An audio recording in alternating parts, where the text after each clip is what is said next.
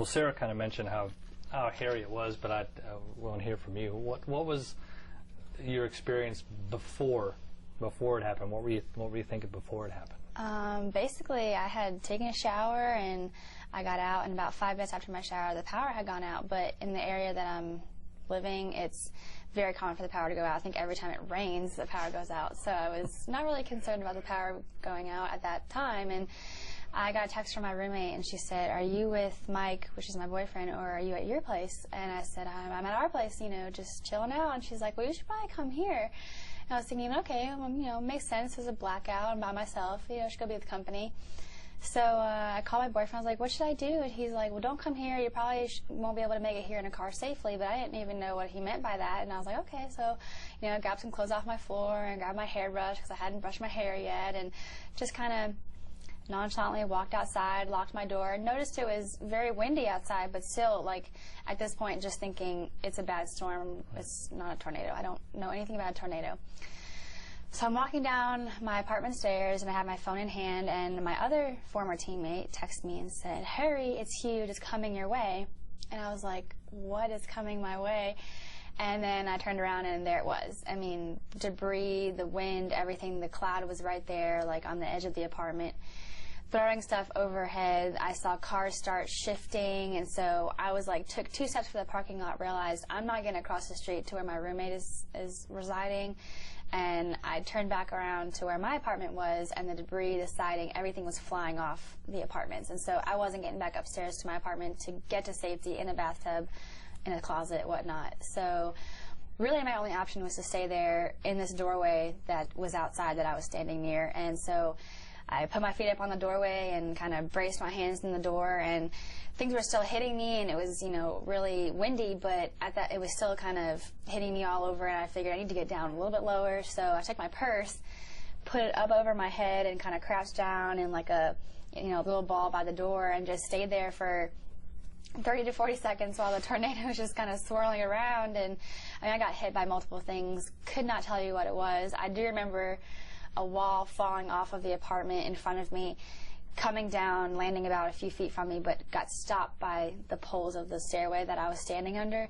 And I think that actually kind of braced that area that I was curled up in and prevented some of the stuff from hitting me. And I was just praying that nothing was going to hit me in the head, and that I wouldn't get knocked unconscious, and that when it stopped I could just somehow get to safety. And so when it all kind of, felt like it was over, I kind of stood up and looked around, and I mean, there were cars flipped over on top of other cars, crushed, this much, of water in the parking lot. And so I just looked around and realized what had happened, and I sprinted across to where my roommate was and started screaming her name, and her boyfriend was with her, and kind of walked outside and found me and was like, "Are you hurt? Or, did you get cut? Are you bleeding?" And I was like, "I don't know. I have no idea." Just kind of covered in mud and debris. I had twigs and insulation all in my hair, and I swallowed insulation, and that was lovely.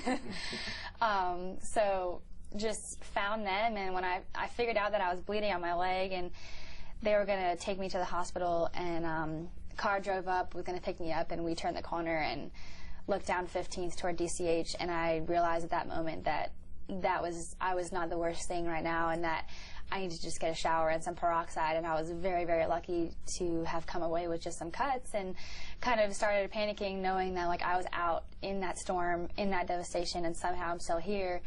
But definitely realized that there was going to be a higher priority than myself at that time. And so we just went back, and we had no power at Midtown where my friends had lived that came to pick me up, and they just got in the shower and started wiping off the debris, trying to find any glass or anything that was stuck in my legs or in my arms. And we just found a lot of cuts, a lot of scratches, but nothing really, more than that. And so just very, very lucky to still be here. And I actually found a piece of glass about that big, just wedged into my sports bra. And so somehow, with all the hustle and bustle, it had gotten down into the sports bra, but it didn't cut me, it didn't harm me at all. It was just sitting there, and I just pulled it out. And also the strength of the storm, I had been wearing stud earrings, and the stones from the earrings flew out, but the earring was still in my ear. So I don't really know how that happened either, but just all kind of literally a whirlwind, and just very lucky to still be here. Was there a point where, when you were in that doorway, where you weren't scared, where the kind of the survival thing took over, or were you scared? As soon as I saw the tornado and realized that, you know, how large it was, and the cloud and the debris, and when stuff started flying at me, I mean, I just looked up and thought, okay, this is it, you know, I'm going to die. There's no way I'm going to survive this outside. And so, you know, just kind of waited it out and did whatever I thought I could to be safe, but I didn't get pulled up. I didn't have to hold on to anything. I never felt a pull from the winds. It was just, everything was just coming at me, you know, and so I was just thinking, if I can not have anything hit my head too hard, then I can survive this. So at some point I did, you know, once it started kind of leaving the area, I was like, okay, well, if I can just have it not knock me unconscious, then maybe I can survive. But, you know, when I first saw the stuff flying off the apartments and the siding and the glass breaking out, and I mean, I thought, there's no way, this is it, this is how I'm going to go. I'm going to go in a tornado outside my apartment, and no one's going to know, you know, where I am for a while. Because there was, I mean, I walked outside, there was nobody for miles. Like, you know, everybody clearly knew it was going on, and I just somehow did not get the memo. How does it change you? Does it change your outlook when you go through something like that, where not too many people go through a day where they think, okay, this is it? Yeah, I mean, I'm actually quite surprised at how well I'm handling it. I'm coping with it well. I think that mostly I'm just so thankful, because I think that, you know, there's not really a good reason why I'm still here. There's every reason that I should have been picked up with the tornado and just, you know, thrown somewhere to die. And so I feel like, okay, well, I better do something with my life now, because, you know, I was given a second chance. And so I'm just so very thankful and blessed that, you know, I was spared, and that I can go on and make a difference, and, you know, continue with my plan to, you know, have my career and make a difference and do what I wanted to do. And also, I mean, I'm pretty sure I'm going to be afraid of weather for a while, but, you know, get that severe weather app going on the iPhone, because clearly I need to be more informed. And I'm also thinking I really should talk to some people about, you know, not taking these things lightly, because I think most of the community, the student population, was probably thinking that everybody was paranoid and that this wasn't going to be as bad as it was. And so I think just my story kind of shows, you know, we do need to be prepared for this. We do need to take cover and be safe when we have these sort of threats come through our area. So do you think you can kind of use it as not a platform, but you can talk to people who, you know, being an Alabama gymnast, being the National Gymnast of the Year, you kind of have a little bit of a platform that the average person doesn't have.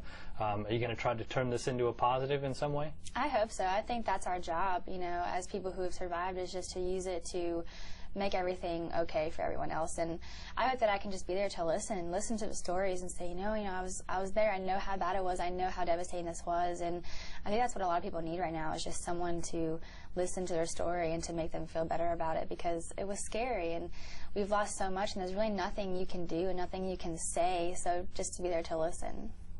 And lastly, does it change your priorities a little bit? Understand what's important, what is important? How does that affect you? Because not too many people have had near-death experiences like you. Yes, and it kind of puts into perspective when you walk into your apartment and you realize it's not safe to even walk, you know, past a certain point. And so you have to go in and think, okay, well, what's important to me? You know, I could have lost all my possessions, but I was lucky enough to be able to get back in there to get some of them. And it's like, what's important? What are the things in there that are important to you, and what can you replace? Because, you know, I can replace all the things in my apartment, but I couldn't have, you know, replaced myself. And that's what all my family keeps saying is, you know, you could have lost everything, but, you know, we can't replace you. And so it's just so much of a thankful, you know, epitome. It's just kind of like, you know, you can't worry about your stuff. It's just, you're here, and that's all that really matters. And I have my friends and my family, and just worry about my stuff later.